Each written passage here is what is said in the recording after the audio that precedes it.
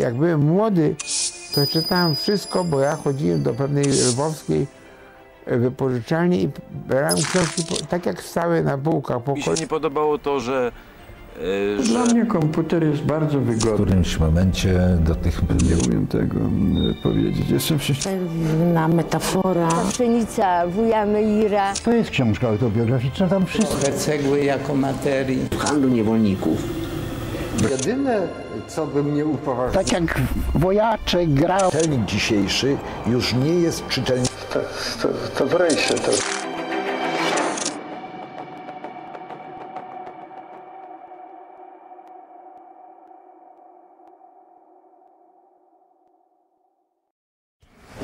Ten ołówek. wiosna w pudełko. Ołówek. Nie słyszałem. Czy możemy, Rysiu? Tak. Proszę bardzo. Zaczęliśmy od tego, co tu leży na biurku u pana. tak. Czemu pan nie pisze książek do czytania? No uważam, że każdy normalny człowiek przez pewien czas życia robi coś, co jest jego zawodem, a potem może zmienić zawód.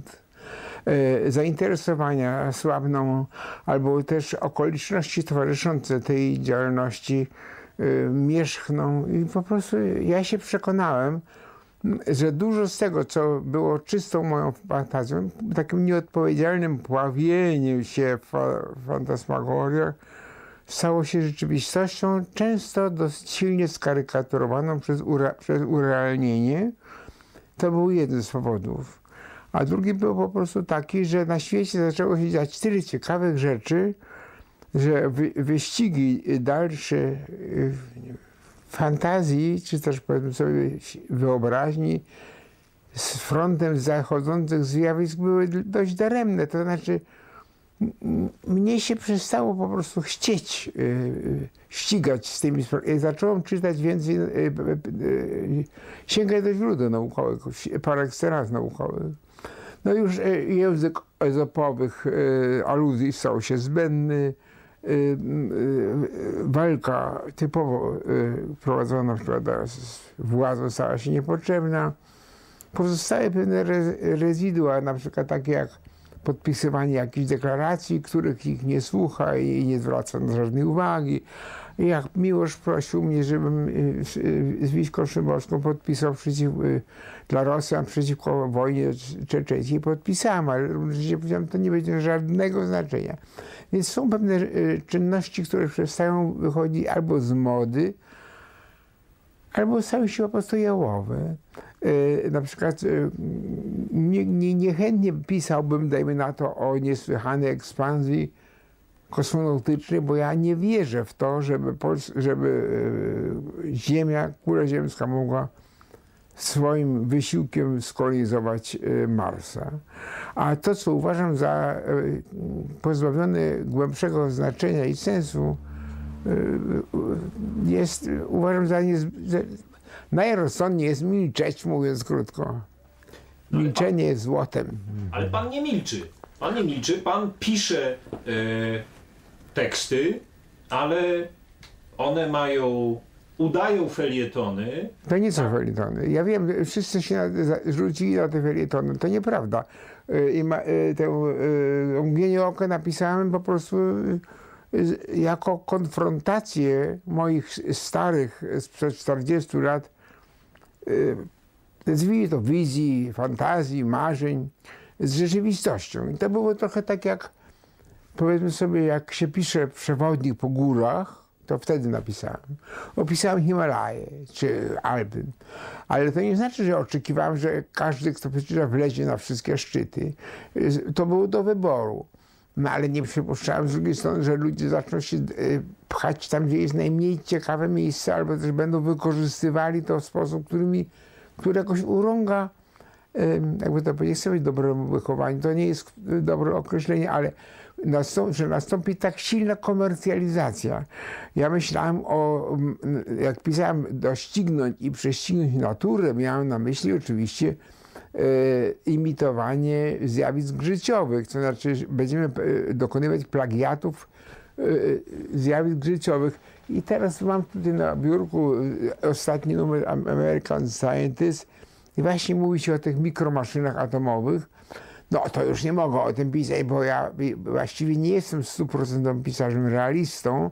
Muszę wybiegać w jakieś inne wymiary, prawda? To jest jedno. A drugie jest takie, że właściwie szmal jest tym naszą gwiazdą, znaczy powszechnie przewodnią. Oraz ewentualnie jeszcze sprawa politycznych antagonizmów, więc teraz Amerykanie razem z Żydami nawet zbudowali super laser do strącania rakiet nieprzyjacielskich.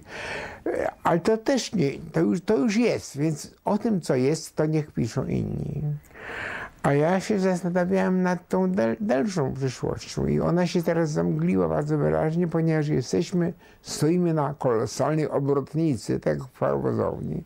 Nie wiemy, jaka będzie droga przyszłość. Jeżeli będziemy po prostu, poddamy się naciskom rozwijających się samorzutnych technologii, jest to niebezpieczeństwo. We wczorajszym numerze International Herald Tribune jest takie pasmo fotografii przedstawiające po pierwsze kurę, która składa jajka zawierające lizozym. To jest antybiotyk dla człowieka przydatny. Po drugie jest koza, z którym mleka można wyłowić specjalny rodzaj bardzo odpornej na naciągania, znaczy wytrzymałej niezmiernie pajęczyny. Następnie, jednym słowem, przy pomocy wsadzania genów rozmaitym zwierzętom wytwarzamy najdziwniejsze rzeczy i ja się trochę tego boję. Jak długo to było szczerą fantazją, jaśnie Ogosia, prawda, piernikowy dach u czarownicy, no to jest nieszkodliwe. Natomiast zobaczyć prawdziwą chatkę i otrzymać rozkaz zeżarcia całego dachu z pierników, grozi tylko jakimiś skutkami szkodliwymi dla trawienia. Więc to nie jest rzeczywistość, po prostu ma to do siebie. Krótko mówiąc, za to mówiłem Żakowskiemu, że wszystko, co pociąga, to jest między wyciągniętą ręką i owocem. A jak się już ten owoc ma, to albo się okazuje, że jest zgniły, albo jest przejrzały, albo nam już nie smakuje, albo chcemy czegoś innego. A w tej chwili mamy nadmierną podaż informacji. Mamy, na przykład ja osobiście przyznaję się szczerze, bo jestem człowiekiem natury okropnie okrutnym, to ja bym tych facetów, którzy wymyślają wirusy typu I love you, częściowo na ścieżki zdrowia puszczał, częściowo smagał, a częściowo kazał mu każdemu wytytułować na czele nawet wróg ludzkości numer 1 i takie rzeczy. Przecież to są straty setek milionów dolarów. Niedawno czytałem o młodym człowieku, który z jakiegoś hotelowego pokoiku usiłował i prawie mu się udało opanować główny komputer wielkiego lotniskowca amerykańskiego. Przecież to nie jest po pierwsze, gdybym ja to opisał, kiedyś był 30 lat temu, to wszyscy powiedzieli, ten zwariował, to w ogóle jest głupie. A teraz się okazuje, że to, co jest idiotyczne, jest w granicach naszych możliwości. I to, że my wybieramy to, co głupsze, łatwiejsze, po prostu to jakoś tamuje język w gębie, prawda? To zniechęca. A natomiast takie rzeczy jak okamgnienie, mnie chodziło przede wszystkim o pokazanie, że cała historia ludzkości, 140 000 lat mniej więcej, od Homo primigenius, Homo neanderthalensis i tak dalej, aż do początku skoku od epoki mniej więcej paleolitycznej do technosferycznej, to jest jakieś 300 lat mniej więcej. To jest jedno drgnienie sekundy na geologicznym zegarze, który umieściłem na wewnętrznej stronie tak zwanego frontyspisu książki. O to mi chodziło. I więc chodziło mi przede wszystkim o to, że my żyjemy w niesłychanym tempie nieprawdopodobnego przyspieszenia i ze względu na to jesteśmy troszeczkę w sytuacji człowieka, który skoczył, mniejsza o to z jakiego powodu, bez spadochronu z 50-piętrowego wieżowca I w tej chwili znajduje się koło 30 piętra. Ktoś się wychyla i pyta się, no jak tam? On mówi, na razie wszystko w porządku. I leci dalej. Otóż my się znajdujemy w takiej sytuacji, tylko my nie zdajemy sobie sprawy z tego, jakie potworne przyspieszenie nas, ludzi, nie to Polaków, nie to Francuzów, wszystkich razem unosi. Także my w pewnym sensie, mając coraz potężniejsze technologie, coraz słabiej kontrolujemy kierunek, w jakim one zmierzają, prawda? Więc to jest to.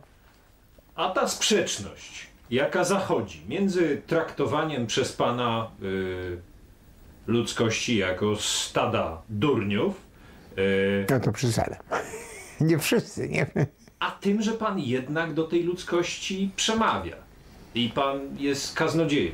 Muszę powiedzieć, że jedyną rzeczą, do której się mogę spokojnie przyznać, jest to, pisząc od początku, znaczy od czasu, kiedy przestałem się zajmować czysto komercjalną robotą dla utrzymania się jako ubogi, prawda, repatriant z Lwowa i pisałem jakieś brednie dla Co Tydzień Powieść, takiej gazetki prywatnej, która została zlikwidowana, to właściwie było wszystko spowodowane no, po prostu chęcią zorientowania się w możliwościach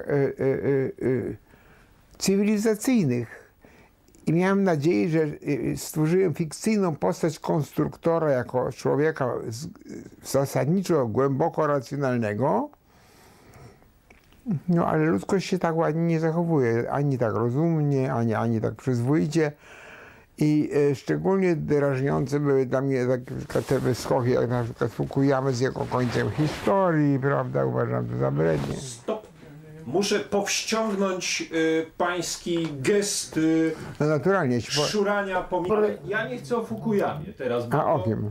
przecież nikt nie czytał. To pan powiedział, że po pierwsze nikt nic nie czyta, prawda? Po drugie jak czyta, to nie rozumie. A jak rozumie, to nie zapamiętuje. Tak jest. Więc o Fukuyamie już nikt nie pamięta. W ogóle nikt nie wie, kto to taki, prawda?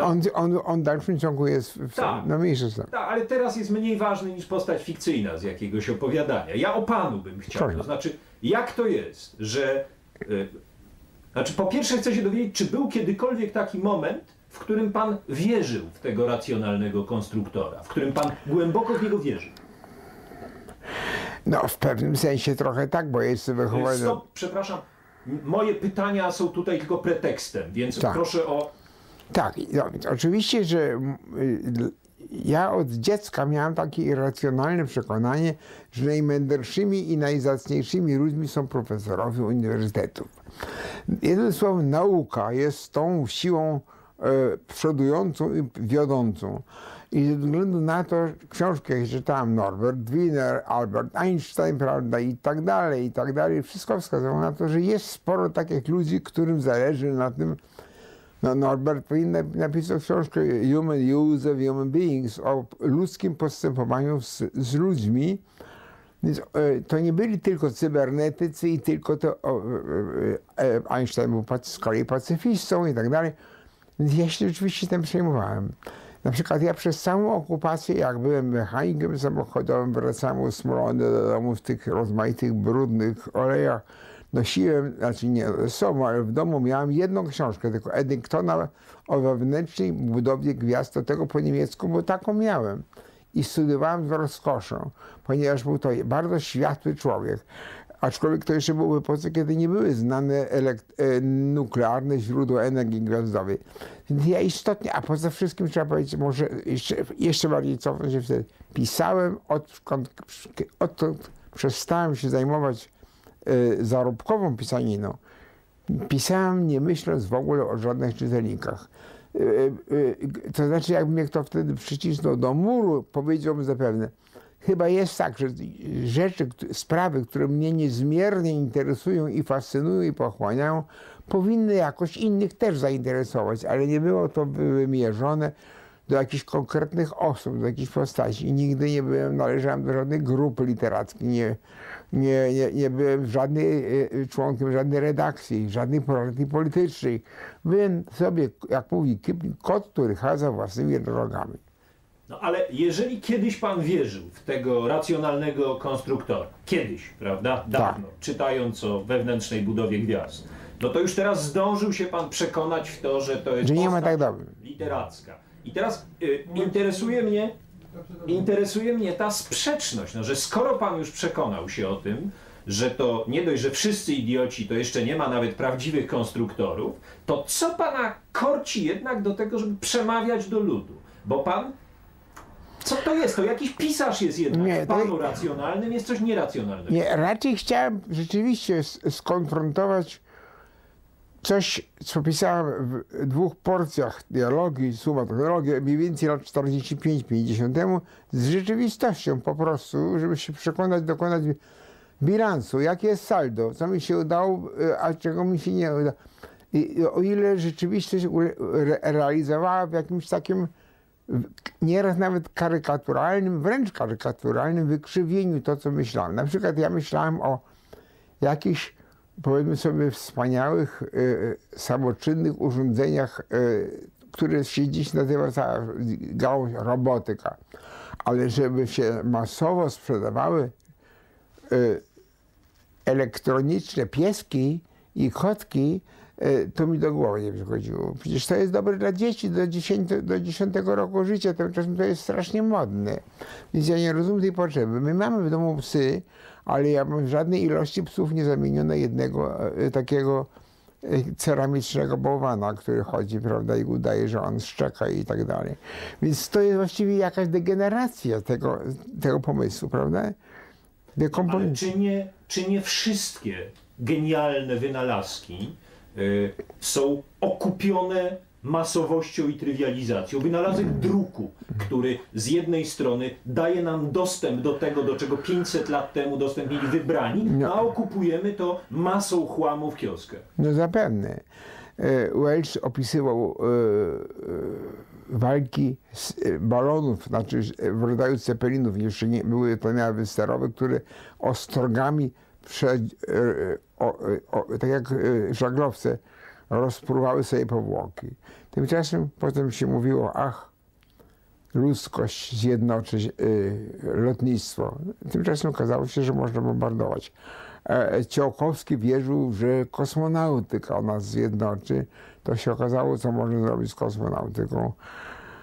No więc większość technologii ma w marzeniach świetlany awers, który jest zwłaszcza u prekursorów jaśniejącą gwiazdą, i jest niestety rewers, który jest czarną, ponurą rzeczywistością, dosyć mniej lub bardziej trywialną. Na przykład pan Benz wymyślił samochód, Ford wymyślił samochód. I jak my dziś wyglądamy z tymi samochodami? Główny problem to jest postawić ten samochód, nie jechać, tylko jak wydobyć się z korka i jak postawić w tę cholerę gdzieś i żeby to nas nie utruło, prawda? A poza tym generalnie my podcinamy gałąź biosfery, na której my siedzimy, i wszyscy mniej więcej fachowcy o tym wiedzą i nikt nie ma na to żadnego właściwie jakiegoś lekarstwa. Więc to nie jest sytuacja, w której, owszem, to jest rola dla tak zwanej fantasy. To się pisze o pani z jeziora, panu z bajora, jakieś takie historie. Ale mnie to nie bawi. Tolkien, jakiś tam pan czy pani pierścieni, bransoletki, ja nie wiem, o co chodzi, bo ja nie mam czasu na czytanie takich rzeczy, po prostu dlatego, że doba ma tylko 24 godzin. A na czytanie czego ma pan czas? No to jest tak, Scientific American, American Scientist, potem jest Science et Vie, potem jest Wissenschaft, potem jest Przyroda, dochodzi jeszcze ukraiński Wszechświat, to jest częściowo tłumaczenie amerykańskie. No i właściwie to jest, występuje czołówka uczonych światowych i mnie to naprawdę zajmuje, tym bardziej, że ostatnio ze względu na okropny ścisk, który panuje nie tylko w środkach masowego transportu, ale także w nauce, każdy stara się na zasadzie takiej ryciny, tłum, a ktoś mówi, Panie Boże, tu jestem, prawda? Coś wymyślić, takiego, co jest zupełnie inne od wszystkich. Jest taki jeden biochemik, który twierdzi w Ameryce, że wirus, czy też wirus tego nie powoduje zapaści immunologicznej. Ktoś inny twierdzi, no nie, o tym, że ludzie w Australii chodzą do góry nogami, to już było od dawna wiadomo, ale teraz się szuka jakichś bakterii po jakichś planetach, wydaje się setki milionów na jakieś sondy, które rozbijają się po odwrotnej stronie Marsa. Ludzie lubią robić rzeczy szalone. To jest główny nasz esprit de corps. No tacy jesteśmy, no co zrobić. Ja taki akurat nie jestem. A ta polska proza nowa? No jest jej bardzo dużo, trzeba powiedzieć. Mojego pytania nie ma w programie. No, pani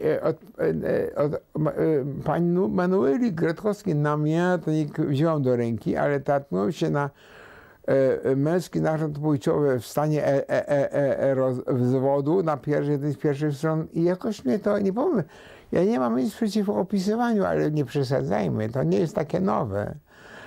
To już istnieje od ostatnich 400 000 czy 800 000 lat, więc to są opisywanie tego, no, to jest, mogę powiedzieć, owszem, na okładce widzę dość przystojną dziewczynę o takiej cienkiej szyi jak kurczę ma, ale żeby czytać to wszystko, to ja sobie na to nie mogę pozwolić. Jedyna rzecz, która mi się spodobała, ale to nie jest kwestia wieku oczywiście, to były sołowieckie zapiski Wilka, które były najpierw u Giedrucia w paryskiej kulturze, a potem w książce ja bym dał Unikę. No ale to jest rzecz, nie jest moje gesty, ja nie mogę rozdzielać nagród. A jeszcze pan tak pięknie mówił o języku w tej nowej polskiej prozie. No więc to są wysiłki zrozumiałe. To jeszcze zaczęło się za nieboszczyka Drzeżdżona, Marka Słyka, to oni pisali rozmaite szalone rzeczy i przepuszczali no, przez maszynkę do mielenia mięsa po prostu prozę i to, co wychodziło stamtąd, no ale nominacją do Dioza jest pewien czcigodny i starszy krytyk, który się nazywa trochę Bereza i któremu się to szalenie podoba, ale on jest okropnie odosobniony. Ja nie znam nikogo absolutnie, kto by to był w stanie od początku do końca. A on ma jednak za sobą wielkie osiągnięcie, bo on to potrafi czytać i on się tam rozkoszuje. Oczywiście niektórzy mówią, że to jest masochizm. No ja nie wiem, ale mnie się nie wydaje, żeby to mogło znaleźć czytelników, niestety. Ale są rozmaite studia i są granty, są sponsorzy, którym jest wszystko jedno, a żeby odpisać od podatku pewną kwotę, to on się zgodzi, żeby coś takiego wyszło. No tak jest. Nie, żeby proza, nie poezja, mogła być na własnych nogach, to autor musi mieć jakieś doświadczenie życiowe. Nie w tym sensie trywialnym, że on opisuje to, co on przeżył, tak jak to na przykład, ja wiem, w Zaklętych rewirach, zresztą bardzo dobrze Wort zrobił, ale w tym sensie, że ja zawsze mówię tak, krowa żre trawę. Trawa jest zielona i ona zupełnie niejadalna. Natomiast można wydoić z niej mleko i zrobić z niego, jak Francuzi zrobili, 600 rodzajów sera. Otóż nie można powiedzieć, że krowa jest bezpośrednio odpowiedzialna za to, co z serem. I to jest, Berendt miał na to oko i ucho. Rzeczywiście taki jest dramat sztucznego tworu, jakim jest inteligent. Polski, prawda? Inteligent. Co to jest takiego? Potem wymyślono nowe takie stworzenie, które się nazywa intelektualista, prawda? Nie bardzo wiadomo, co to jest takiego, ale nie wiadomo. Niektórzy są na etacie, prawda, intelektualisty. I rzeczywiście jest jakieś takie rozdarcie tutaj, że ksiądz, ale świecki, nie ma sankcji żadnej, więc nikomu nie może tym kropidłem przyłożyć, prawda?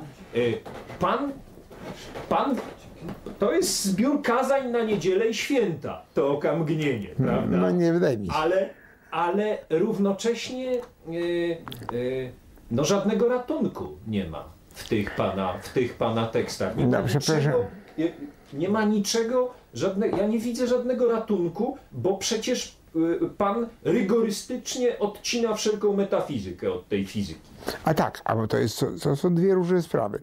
Po pierwsze uważam, że ani metafizyki, to znaczy wiary, nie należy podpierać empirią, nauką, ani nauki wiarą. Znaczy to są dwie różne dziedziny. Nie można watować, nie można łatać religią dziur naszej ignorancji czysto rzeczowej. To znaczy na pytanie, jak jest urządzony wszechświat, ile ma wymiarów nie można szukać odpowiedzi w Ewangelii. Tak samo jak w Koranie zresztą. To są różne kierunki zupełnie. Religia jest społecznie potrzebna. Bardzo dobre zakończenie do kolejnej książki rozmów ze mną, którą prowadzi redaktor Fiałkowski, napisał Jarzemski. On twierdzi, że ja, podając się za ateistę, w samej rzeczy nim nie jestem, ponieważ ja, zrównując wszystkie poszukiwania religijne, czyli metafizyczne, znaczy krótko mówiąc, poszukując transcendencji, staram się ją jakoś znaleźć, ale nie znajduję jej w żadnym poszczególnym wyznaniu, prawdopodobnie dlatego, bo mam to poczucie silne, że gdybym się urodził, powiedzmy, w krajach islamu, to byłbym otoczony przez wyznawców Mahometa i Allaha. A gdybym się urodził w Indiach, to znowu jakieś tam Shiwy i tak dalej. Więc jednym słowem, jakkolwiek możemy powiedzieć, że nauka się myli, to jednak ona swoje błędy potrafi do pewnego stopnia jakoś korygować i jest tylko jedna właściwie fizyka, chociaż się fizycy oczywiście za oboje wodzą.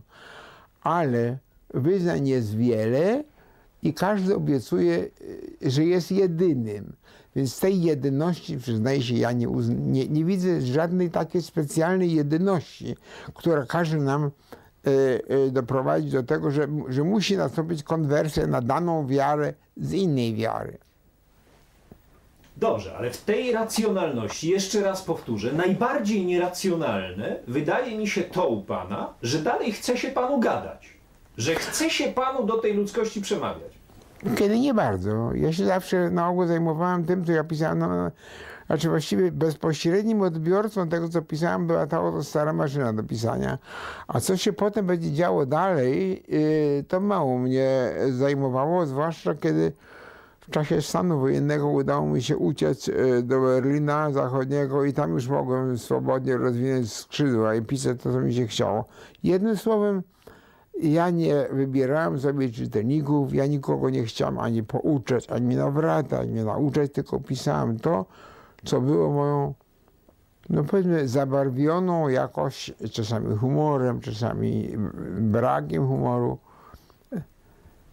emanacją mojej wyobraźni po prostu. Robiłem to, co potrafiłem.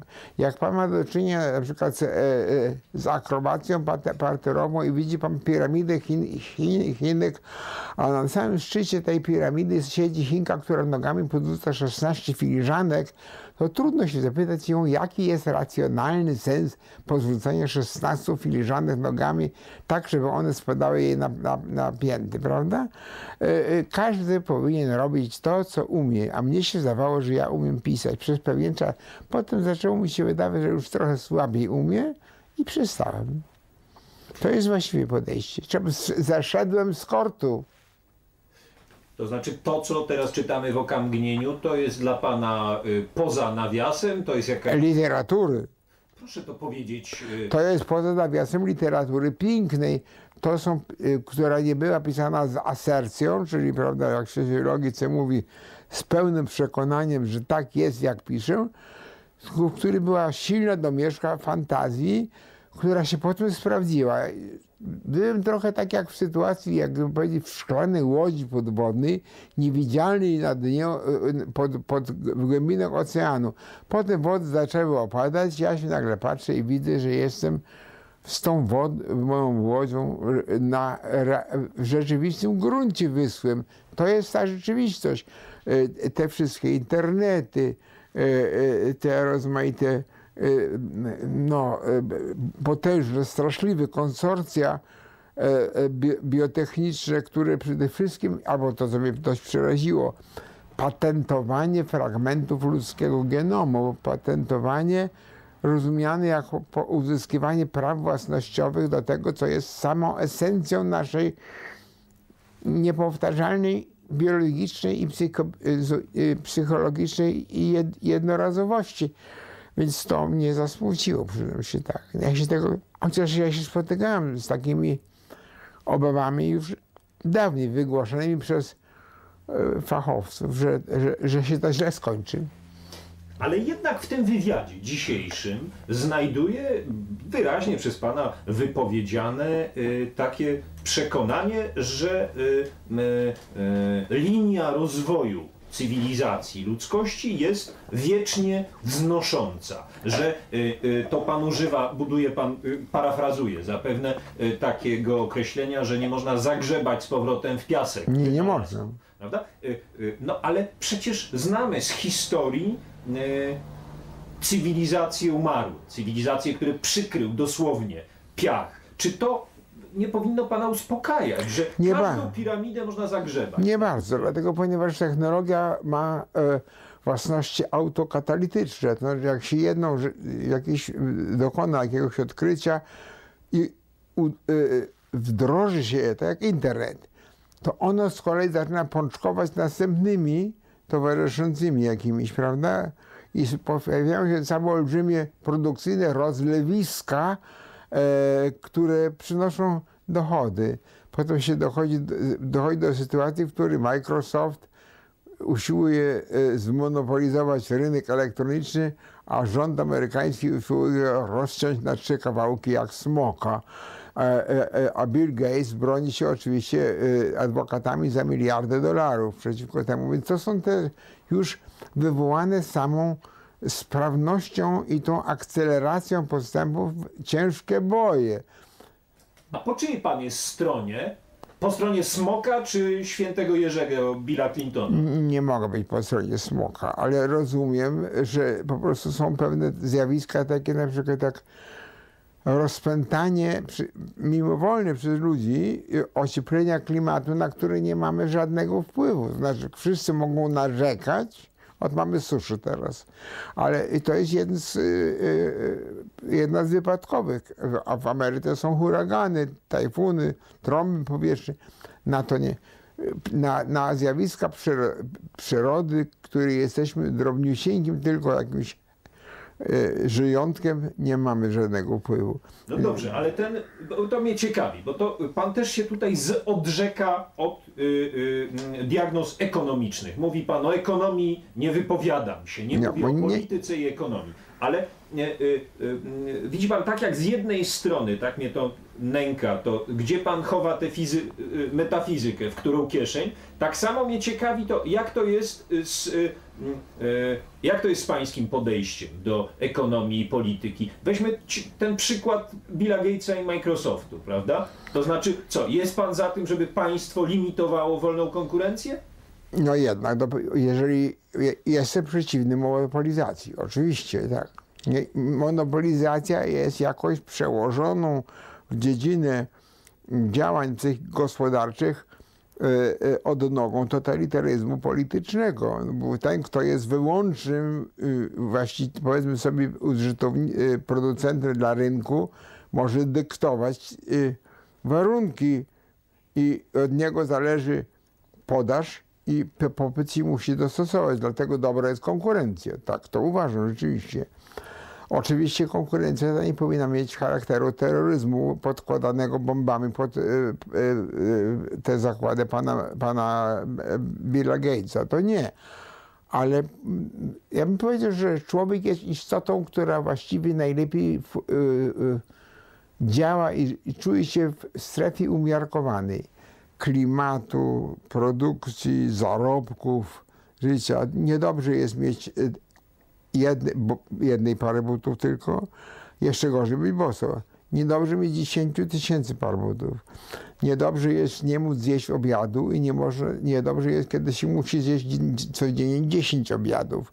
Po prostu jesteśmy teraz zalewani głównie falami informacji, które już się przekształcają w rodzaj broni. Mówi się o tym, że przyszła wojna będzie na informacji. No tutaj zanim zaczęliśmy nagranie, pan tak mimochodem rzucił, że nie ma trzeciej drogi, prawda? Ale proszę przypomnieć sobie, że taką diagnozę, że niedobrze jest, kiedy ktoś ma 10 000 par butów, bardzo wielu naszych bliźnich polityków zamienia czy natychmiast wnioskuje z takiej diagnozy, że muszą przyjść bolszewicy i zabrać te 10 tysięcy par butów, prawda? Że takie wnioski z takich diagnoz się wysuwa. Jaki jest pana? Ja przeżyłem ładnych parę lat w związku, znaczy w Lwowie, który Sojusz Sowiecki, a potem Polskę Ludową, to ja nie jestem amatorem tego wszystkiego. Nie. Na żadne partyjactwo z jakimiś takimi imponderabiliami totalitarnymi nikt mnie nie nabierze. To są moje osobiste predylekcje, animozje po prostu.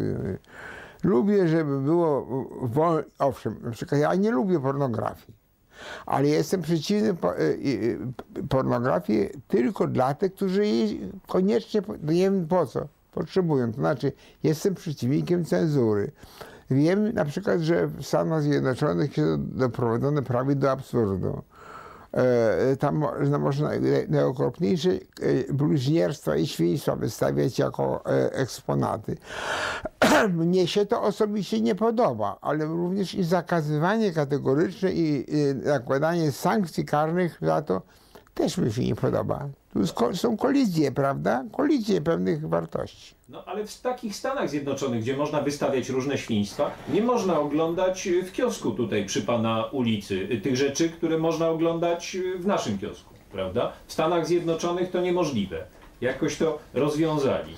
No bo są tacy, którzy twierdzą, nie głupie osoby, że my nie mamy demokracji, tylko tak zwany demokratoid, tak jak się mówi, że to nie jest prawdziwa skóra, tylko dermatoid, prawda? Więc powiedzmy, że my mamy taką częściowo jeszcze niedopieczoną, zakalcowatą demokrację. W środku jest taki duży zakalec korupcyjno, układowo, znajomościowo i tak dalej. No, jesteśmy na dorobku dopiero.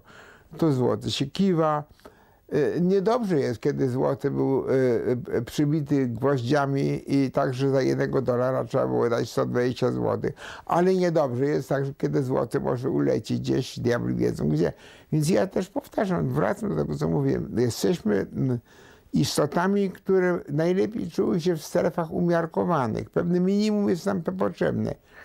Komfortu, dachu nad głową, środku do życia i tak dalej. A cała reszta jest luksusem. Obecnie wkraczamy w epokę niewątpliwie cywilizacji nie tylko informacyjnej, ale także obrazkowej. To znaczy, ja już słyszałem i tutaj w tym pokoju mowy pogrzebowe powiedziane na tak zwaną galaktyką Gutenberga, kto będzie się fatygował do czytania książek, kiedy można sobie to obejrzeć i tak dalej. A ja powiedziałem, myśli nie można wymienić na obrazki, to się nie daje zrobić. My zawsze będziemy musieli mieć jakiś... Nie wszyscy w końcu na miłość boską czytali Kanta, ale jak ktoś lubi, niech sobie czyta. Nie mam nic przeciwko. Przetrwają książki papierowe?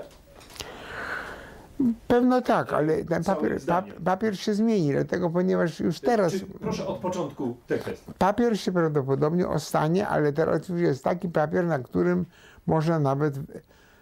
No, może on służyć jako rodzaj ekranu tak, telewizyjnego, tak że można sobie wyobrazić wytapetowanie całego pokoju takimi tapetami, które będą rodzajem ekranów telewizyjnych. Mnie osobiście napawa to niesmakiem, a nawet może grozą. Ale co to jest, jakie to ma znaczenie, co mnie, co mnie nie napawa niesmakiem. Taki jest generalny trend, prawda? Usprawniania. Na przykład teraz się mówi o tym, inteligencja. Ponieważ inteligencji maszynom prawdziwie nie można wszczepić, to się rozszerzyło samo pojęcie jak worek. Inteligentna pralka to jest taka, która rozróżnia kolorową i białą bieliznę i rodzaj proszku i temperaturę i obroty suszarki i tak dalej. To jest inteligentna pralka. A inteligentna lodówka daje sobie sama radę, nie trzeba jej rozmrażać, daje sobie sama radę z oczyszczaniem i tak dalej. Ja bym powiedział, że to jest bardzo skromna inteligencja, przypominająca raczej instynkt muchy, która sobie oczyszcza nóżkami skrzydełka, prawda?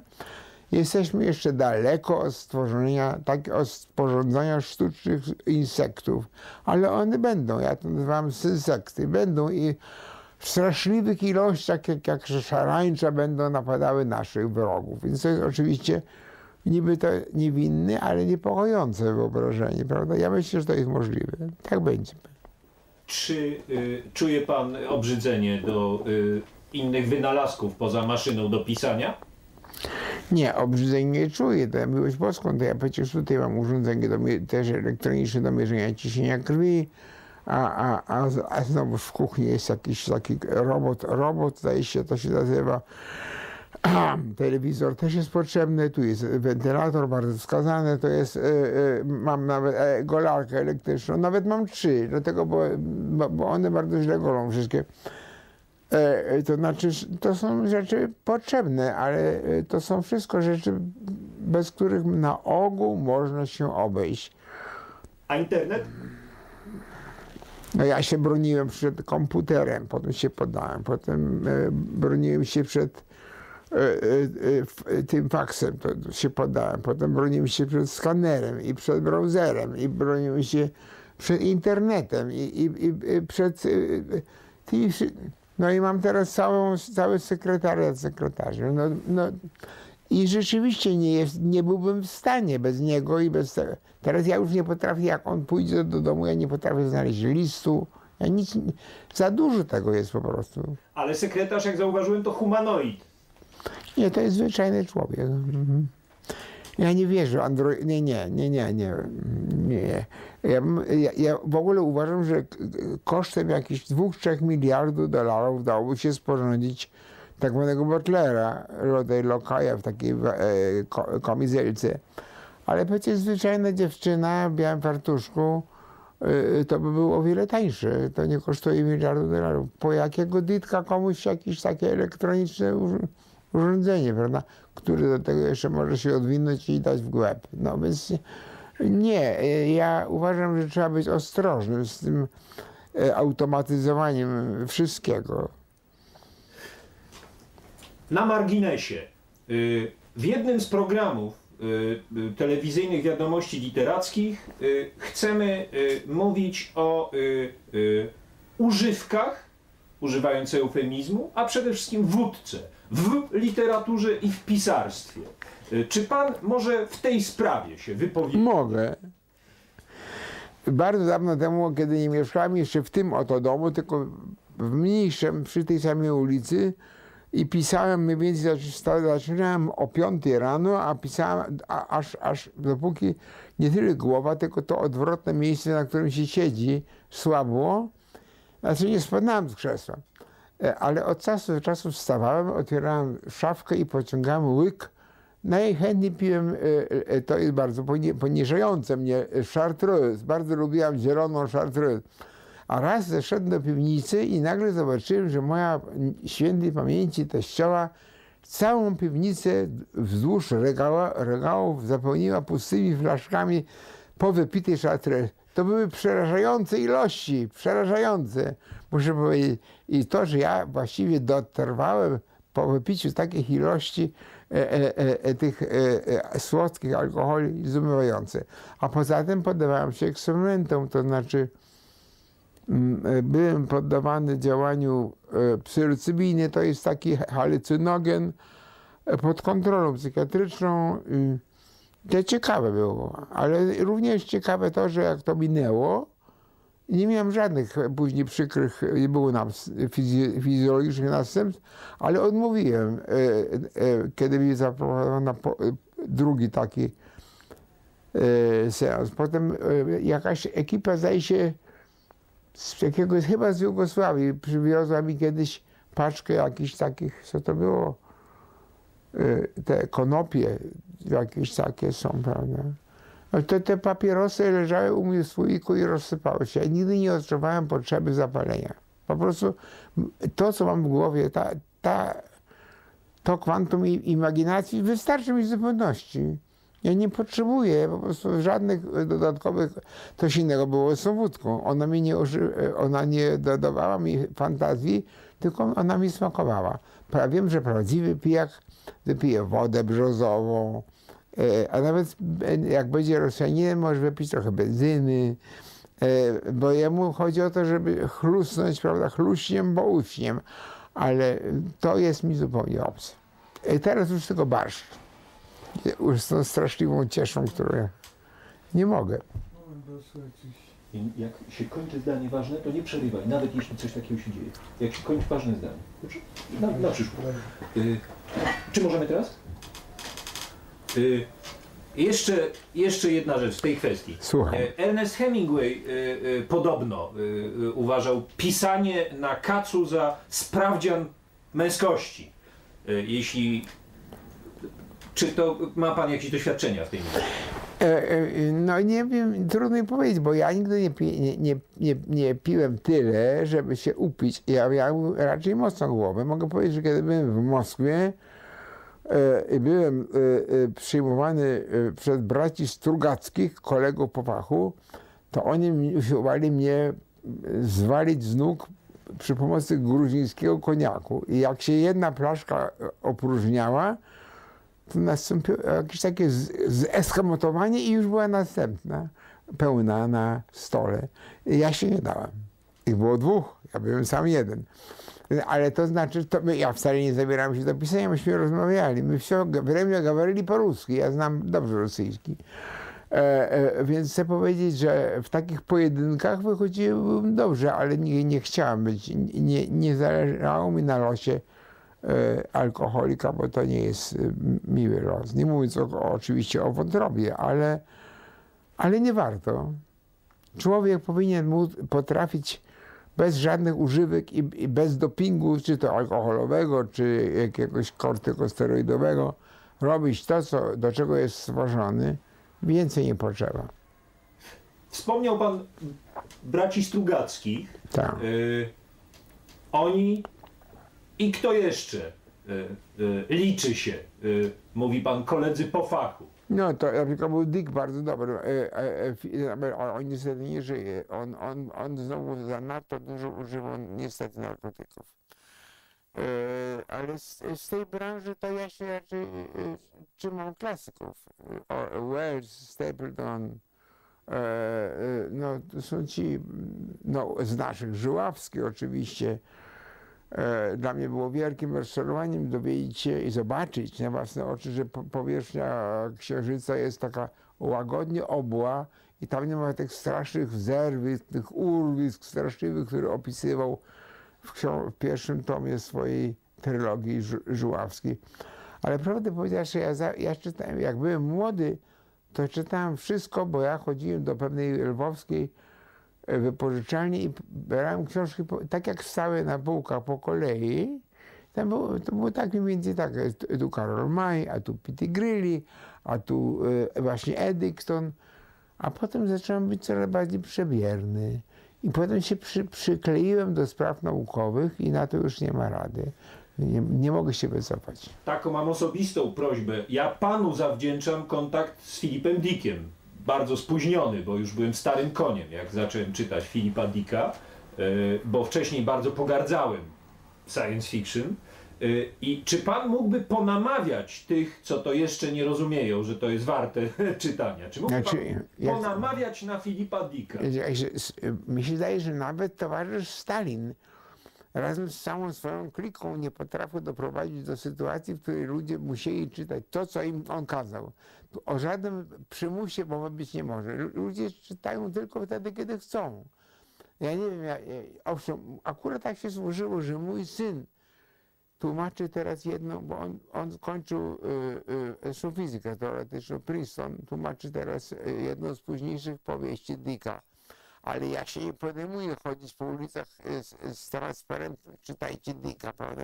No bo to nie jest skuteczne. Jak ktoś nie lubi, to nie będzie. No a co w tym jest, w tym Dicku? Tak wyciągam pana i podpuszczam, że pan coś ciepłego o nim powiedział. No, on po prostu był niezmiernie oryginalną umysłowością, tylko on był bardzo nierówny. On dawał rzeczy świetne i miewał takie zapaści po prostu. Ale to było wywołane niestety jego osobistą biografią, która była niewesoła. On na przykład przez pewien czas podejrzewał, że ja, bo my się znaliśmy, że ja jestem starym agentem KGB I że ja razem z moim agentem wiedeńskim i jeszcze z profesorem jednym Amerykaninem stanowimy taki trójkąt, który dąży do rzucenia Stanów Zjednoczonych na kolana. Ale to było już w jego późnych latach, kiedy on miał trochę przekręcone w głowie. Ja naprawdę nie byłem żadnym agentem. Czy te listy są? Ta korespondencja z Dickiem? On pisał coś takiego? No mam taką gdzieś, nie wiem gdzie, taką ogromną stertę listów, tak. Od Dicka? Nie tylko do mnie, przede wszystkim do jego znajomych i do jego... Częściowo do tych, którzy usiłowali mu wypersonować, że Lem nie jest, jak to się mówi, trójcą kagiebowską, prawda? Bo on sądził, że ponieważ ja piszę w różnych stylach, to mnie musi być wielu i że ja się w ten sposób maskuję. Nie, to były z jego takie strony, takie zwidy. Nie. Ale poza tym są takie nazwiska.